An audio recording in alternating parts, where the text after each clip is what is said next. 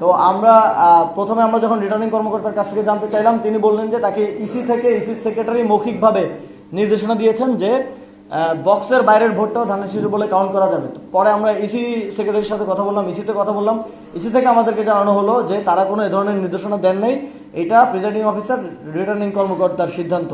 তো তাহলে এই যে একজন থেকে আরেকজন এই যে বল পাস করার মতো চলছে, এটা স্পষ্টভাবে বোঝায় যে এখানে একটা ফলাফল ট্যাম্পারিং হচ্ছে। এবং আমরা এটার প্রমাণও পেয়েছি, যিনি ঢাকা ৮ আসনের প্রার্থী তার ভাগ্নের একটা কল রেকর্ড আমরা পেয়েছি, সেখানে তিনি ঠিক একই কথাগুলো বলছেন, যে সেটা আমরা আপনাদেরকে একটু শোনাতে চাই। সকল বাতিল ভোট, আবার বলতেছি, সকল বাতিল ভোট কিন্তু প্রেসিডেন্ট অফিসারকে চ্যালেঞ্জ করে এগুলো প্রমাণ করতে হবে। এগুলো কিন্তু খামখেয়ালি করলে হবে না।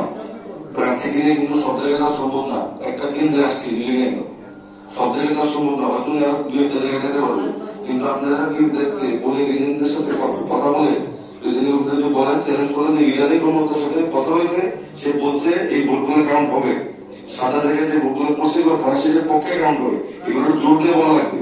জিনিসটা কিন্তু খামখেয়ালি করে আমাদের সবার লস, আপনারও লস, আমারও লস। আমি আমাকে নিয়ে আসার চেষ্টা করতেছি কয়েকটা কেন্দ্রে, না পারলে প্লিজ আপনারা নিজ দায়িত্বে কাজটা করেন। এই রেকর্ডটি আমরা পেয়েছি যেটা প্রমাণ করে যে যে ভোটগুলো ফল্ট হয়ে গেছিল, বাতিল হওয়ার কথা, সেই ভোটগুলোকে ধানের শীষের পক্ষে ঢাকা ৮ আসনে কাউন্ট করা হয়েছে।